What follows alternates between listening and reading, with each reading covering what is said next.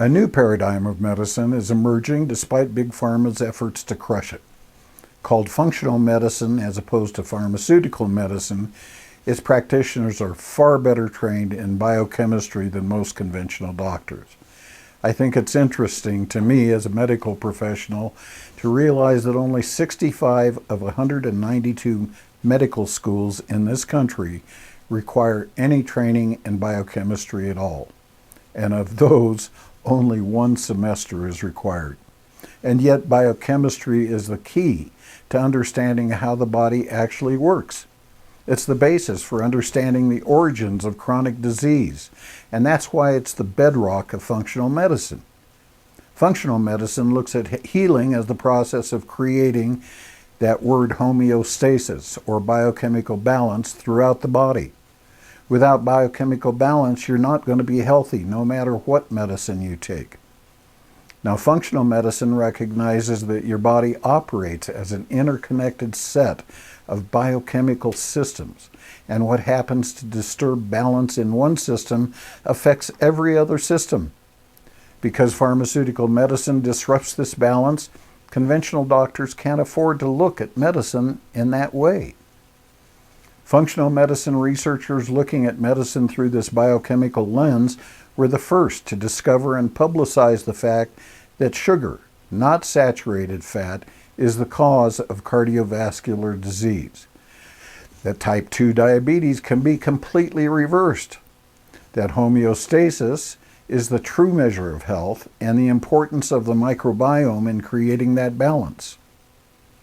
Now, the microbiome consists of hundreds of species of various kinds of microorganisms that live in virtually every tissue of your body, not just in the gut. And there are 10 times as many of these microorganisms in your body as there are cells that carry your DNA. What are they doing there? Well, through the lens of biochemistry, it was discovered that your microbiome is your body's own pharmaceutical manufacturing facility. These microorganisms are now known to account for most of the chemicals required for your body to run in a state of efficient balance. Having evolved with your body over millions of years, they provide a service no pharmaceutical company can challenge. They produce the chemicals required to run your immune system, your brain, your central nervous system. They produce the chemicals that control blood pressure. They feed the endothelial lining of your gut so that it can transfer nutrients into your bloodstream from your gut, while at the same time keeping toxins out. And they do this in a state of complete balance, and they do it for free. That's why the microbiome is Big Pharma's biggest nemesis. While it's hard for Big Pharma to disavow the science that's confirming its existence and importance to human health, it hasn't stopped them from trying to denigrate and destroy the reputation of functional medicine providers and the researchers who work tirelessly to warn the public of the dangers and inadequacies of pharmaceutical-based conventional medicine. The same cabal of billionaires own Big Pharma, Big Agra, and the giants of social media like Google. They will do whatever it takes to protect their monopolies like Rockefeller did before them. Nothing has changed. For an example, look at how Wikipedia describes functional medicine. Quote, this is off of Wikipedia. Functional medicine is a form that encompasses a number of unproven and disproven methods and treatments. Its proponents claim that it focuses on the root causes of diseases based on interactions between the environment and the gastrointestinal, endocrine, and immune systems to develop individualized treatment plans. It has been described as a pseudoscience, and at its essence, it's a rebranding various forms of discredited alternative medicine. This is a shocking display of misinformation. You have to be very unaware of advances in medicine and science to believe anything that article said. According to Wikipedia's co-founder, Jimmy Wales, the publication is now edited by progressive liberals who distribute left-wing propaganda on behalf of these billionaires. The article, and that's his words, not mine, The article above appears to validate that claim. If you check out the links above, you'll see the sources they cite sound credible, but they're not. The American Academy of Family Physicians was founded to give credibility to pharmaceutical-based medicine promoted by Big Pharma through the American Medical Association and other groups that it controls. Science-based medicine is an organization called the New England Skeptical Society, run by doctors who derive their funding from Big Pharma, directly or indirectly. And those sources are more politically based than they are scientifically based. And to this day, they protect the sugar industry by blaming cardiovascular disease on the consumption of red meat. They also try to engage in a lot of pseudoscience to prove their points. For example, they like to use a concept called relative risk to exaggerate the benefits of some drug while using absolute risk to minimize its dangers.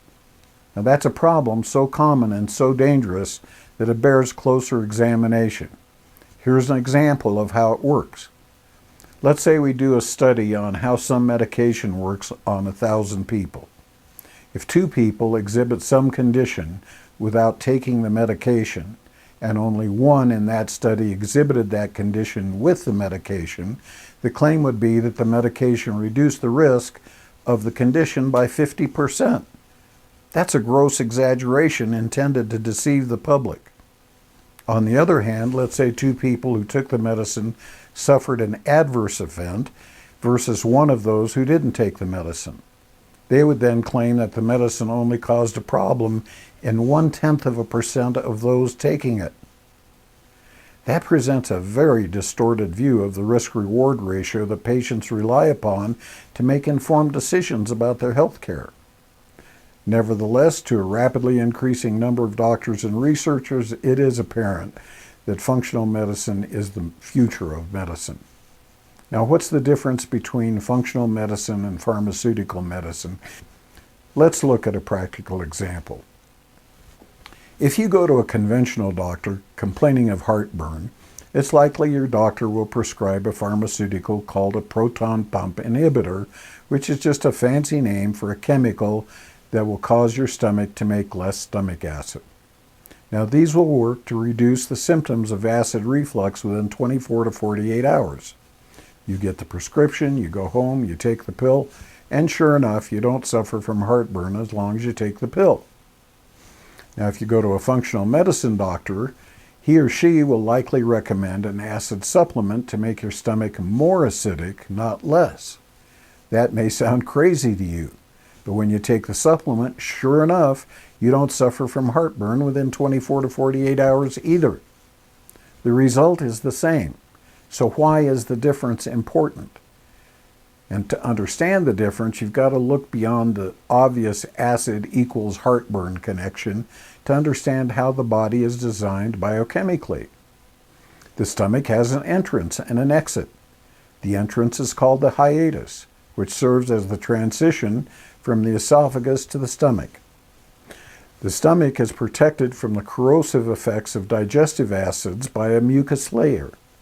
The esophagus is not. So if the contents of the stomach back up into the esophagus, this causes the burning sensation you experience as heartburn or acid reflux. If allowed to continue, damage to the esophageal tissues will certainly result, and the longer it goes on, the more dangerous it becomes. The obvious question is what would cause the contents of the stomach to back up into the esophagus in the first place? And the answer is that it's the exit to the stomach, known as the pyloric valve, is not opening and letting the contents out. Why would that be? Well, the pylorus operates a lot like an automatic door at a grocery store. It opens automatically when it's triggered. What triggers it to open? The answer is how acidic your stomach acid is. Now, this is something a functional medicine provider trained in biochemistry would know, but apparently not something a lot of conventional doctors know, because how often they prescribe acid blockers. If you remember your high school chemistry classes, pH is measured on a scale of 1 to 14, with 7 being neutral. The lower the number, the more acidic a substance is. The higher the number over 7, the more alkaline it is. That scale is logarithmic in that each number represents a tenfold difference from the last number. For example, something that has a pH of 5 is 10 times as acidic as something that measures 6, and a pH of 4 is 100 times as acidic as something that measures 6. So when the pH of the contents of the stomach gets down to around 2 to 2.5, that's what causes the pylorus to open and let out its contents into the duodenum, which is a structure at the beginning of the small intestine into which the common bile duct empties digestive juices from the pancreas as well as bile from the gallbladder. Now, what happens when the stomach can't get the pH of the gastric juices low enough to cause the pylorus to open? A pH of 3.5 is still very acidic. It won't open the pylorus, but it's about as acidic as vinegar. If the stomach's contents back up into the esophagus, it'll damage the lining of the esophagus when allowed to contact those tissues for very long, and that's the problem. Eventually, as the contents of the stomach begins to putrefy, the pylorus will eventually open and let the contents out. But that creates another problem. The strongly acidic pH is what triggers the pancreatic enzymes and bile to be secreted into the duodenum. And when the pH is not acidic enough, those juices are not released well. And those juices are required to digest fats and proteins. Without them, fat-soluble vitamins of A, D, E, and K won't be available for your tissues, nor will the fats from your diet be available to build hormones or supply a source of energy to your cells. And over time, the result is fatigue, sleep problems, immune system weakness, and a general sense of malaise that comes when the liver is short of what it needs to detoxify itself. And conventional doctors seem clueless about this, and they probably are because they haven't studied biochemistry. But we're not done yet. Bile is very alkaline. It needs to be to neutralize the acidity of the contents in the duodenum. Now, if there's not enough bile, the acid material will cause irritation to the endothelial lining of your gut from the exit of your stomach all the way down to your anus, and this causes diarrhea as the body wants to move that acidic material through quickly to avoid that damage. That means the absorption of any nutrients, including protein, is greatly diminished. And by the time the material makes it to your colon, bad bacteria have turned it into a putrefied mess that really disrupts your microbiome. Those unfriendly microorganisms proliferate while the friendly bugs die off. So in prescribing proton pump inhibitors, conventional doctors don't seem to either know or care about that either. So taking an acid inhibitor versus an acid supplement both work. Either way, you get the relief from acid reflux symptoms at about the same time. But in the first case, you're going to have a lot of side effects of the treatment that are seriously going to compromise your health over time. And then when you go back to your doctor complaining of those side effects, you're going to be prescribed more pharmaceuticals to deal with those issues. And that's why when I see patients, oftentimes they're on 6, 7, 10 different drugs. Now, in the second case, you're actually going to heal the problem and improve your general health tremendously. One other important difference to me about functional medicine is that most of the providers who do it will help you learn the reasoning behind their suggestions. Many write books or have produced classes on platforms like YouTube. This is only one example of the difference between what a functional medicine provider will suggest versus a doctor trained in pharmaceutical medicine. The question is for you, which one would you prefer, honestly? Now, second opinions. The fact is that if you have the consequence of a treatment, you have the responsibility to become informed about that treatment. And if you have the responsibility, because you have to endure the consequences, you have the sole authority to make the decisions about your health care, not your doctor, and most certainly not the government. Functional medicine providers strive diligently to educate their patients so they can make informed decisions regarding their health care. Most pharmaceutical medicine providers don't seem to have much time for that. So getting a second opinion from another conventional doctor is generally the equivalent of not getting a second opinion at all. And that's because conventional doctors are required to practice according to what is known as standards of care, which is developed under the influence of big pharma. You can bet if one doctor recommends a statin for high blood pressure, so will virtually every other conventional doctor you might consult. If you go to a functional medicine doctor or biochemist like me who understands the principles of functional medicine, that person will tell you the latest studies reveal that the benefits of statins have been grossly exaggerated while their dangers are hidden. Many recent peer-reviewed studies reveal that statins are virtually useless at preventing cardiovascular events, but do cause a lot of fatigue, muscle pain, congestive heart failure, and are a clear link to certain forms of cancer. Most important, most functional medicine providers will give you the resources so you can see for yourself that that information is scientifically sound. Functional medicine is geared to produce what's called homeostasis, balance. And the most important thing for you to know is you are not going to be healthy if the mitochondria in every cell of your body are not healthy. The mitochondria, the energy-producing factories in every cell. And your health is directly correlated by how well those are working. Let me give you another example. You wind up having a lot of depression. You're sad. You don't sleep well. You're troubled. You have all kinds of problems that way. So you go to the doctor and he's probably going to give you a prescription for Valium or something like that. Maybe Prozac. Is that the best idea? Is that a solution to the problem? No, it's not. Because most of the brain chemicals that you need in order to feel up and happy and productive are produced in your gut by the microbiome. So if you're eating a lot of junk, a lot of processed foods, if you're taking a proton pump inhibitor, all of these things are going to really cause problems for your microbiome, and they're not going to be able to produce the chemicals that your brain needs to be in balance. So what a functional medicine doctor will do is he'll work on your microbiome, making sure that that gets balanced so that your body can have the brain chemicals it needs for you to feel better. In other words, we're supplementing, we're causing your body to work like it should. The microbiome is your pharmaceutical store, if you will, as opposed to having to buy it from Big Pharma. That's what they don't want you to know. So there's many other examples I can give you, but the point is that when we're out of homeostasis because we have a lousy diet, we're taking a lot of prescription medicines, we just get sicker and sicker and sicker over time. And that's an issue called metabolic syndrome.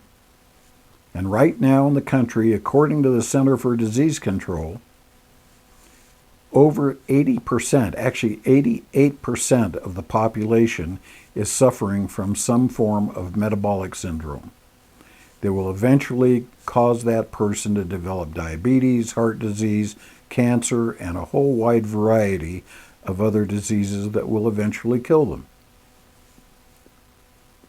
88%. So what's the ReVitaLight program, and why is that important? It's the first and best way ever devised to be able to get your body back into homeostasis without pharmaceuticals and a lot of chemical stuff that is not in your highest and best interests. We're using the body's own natural way of being. One of those things is fasting. When you fast, your body has the ability to put energy it would otherwise be putting into digestion into healing. All of your mitochondria, if they're working well, about 40% of the energy that they can produce goes just to digest your food. Another 30 to 35% goes to run your brain and your central nervous system. That leaves roughly 25% left over to do everything else you've got to do in a given day. If you're under a lot of stress, if things are going on that are difficult for you, you're eating a food that is junk food, popcorn, potato chips, starchy vegetables, the kinds of things that the human body was never designed to eat, you're putting a load on the body, and you're causing it to get plugged up with a lot of things that you don't want in it. Trans fats, if you have been eating anything that was ever cooked with Crisco or margarine, those kinds of things, it's a toxin. It doesn't come back out of your body very easily, and it can make you very, very ill. And finally, the government has gotten around to notifying people about the dangers of trans fats. But if they're in there already, you got to get past all of that. What the ReVitaLight Protocol does is it is based on a fast. It's not hard to do. You're engaging your body's metabolic gears. One of the things that's amazing, this takes about a month to go through this protocol, and during that time, you're not going to be eating much. And people will say, gee, how can I possibly do that? That sounds ridiculous. That sounds crazy. But you're going to discover something. You're going to discover that your body has metabolic gears. And when you finally do it properly and you get into a place where your body realizes it's got the space to heal, you're not going to get hungry during that time. You might suffer some psychological hunger, like if you enjoy going into the movie theater and getting popcorn.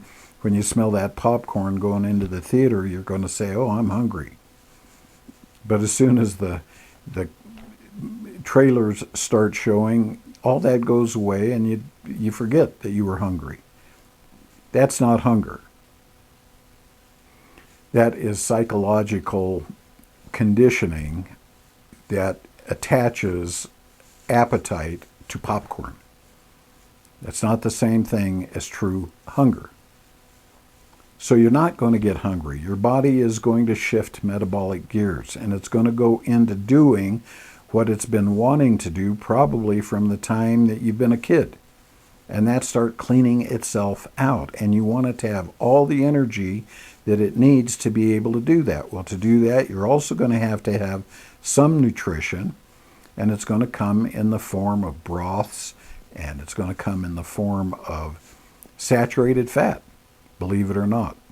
Now, that's another myth perpetrated by doctors that are beholden to Big Pharma.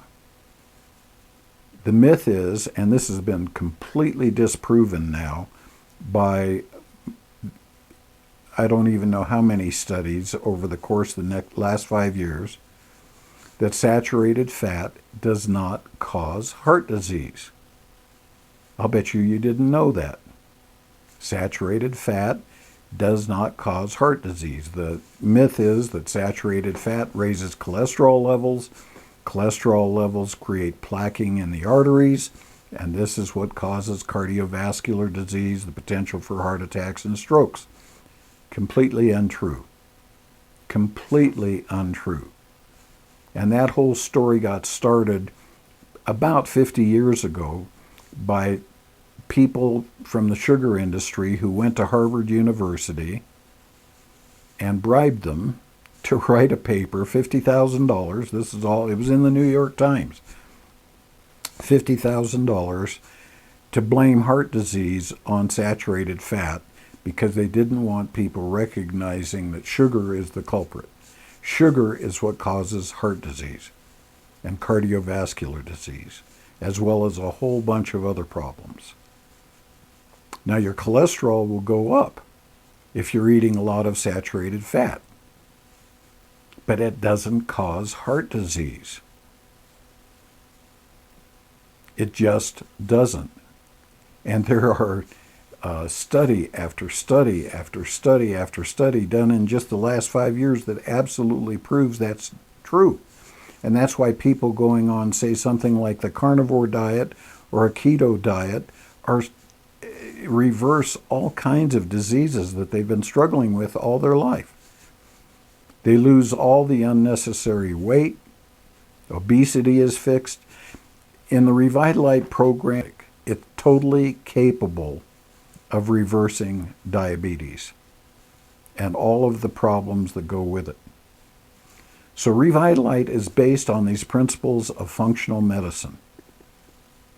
And how it begins is we do a body chemistry analysis. We take a lot of labs. We start to understand what's going on in your body, what things are broken, what things aren't functioning well, what's contributing to your body not being in a place of homeostasis or metabolic balance. And then we devise a protocol, because there's going to be certain supplements that are needed in order to be able to heal those things that you've been doing to your body probably for years. And every single person who goes through this protocol would tell you that they want to do it again. It's the most powerful healing modality they've ever encountered. They thought that they were going to be sick for the rest of their lives. People have healed diabetes, heart disease, cancer. And it works because it brings your body back into homeostasis. And it heals things at the level of the cells. It gets your mitochondria to start working properly again. It rebalances your microbiome in your gut. Did you know that your gut is responsible for about 80% of your immune system? Not only does it produce the brain chemicals you need to feel good, but it also is responsible for how resistant you are to disease.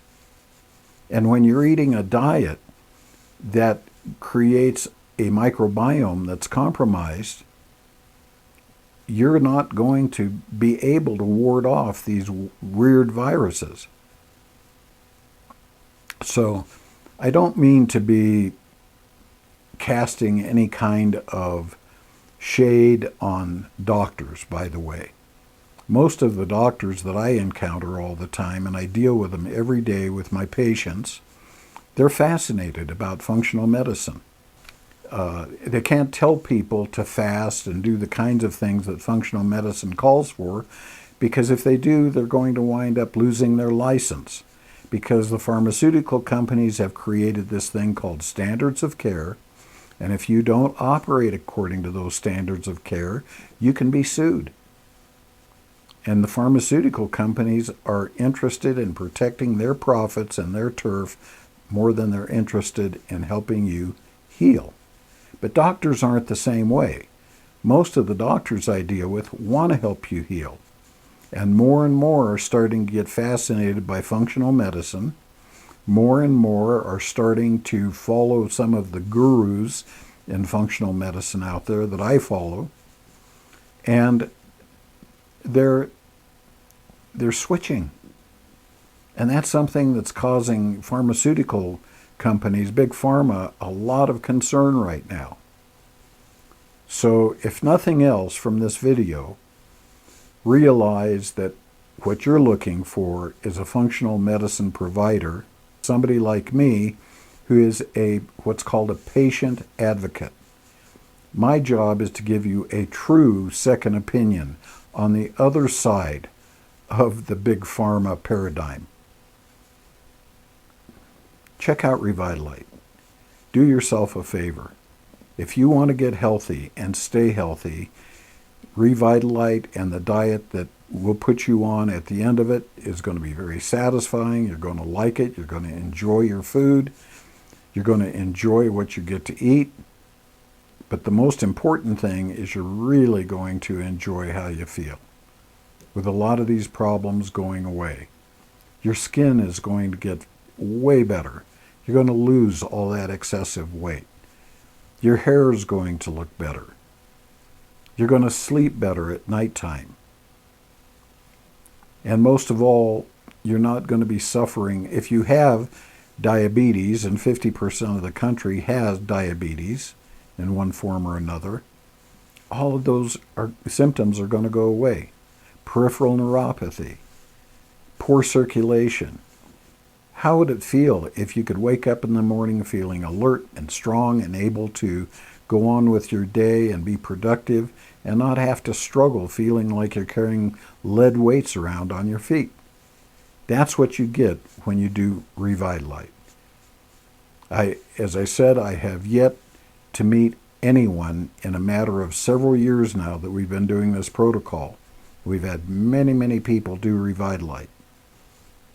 And I have yet to find one that hasn't totally reversed type 2 diabetes. And yet, if you look at Big Pharma, they'll tell you that type 2 diabetes is not reversible.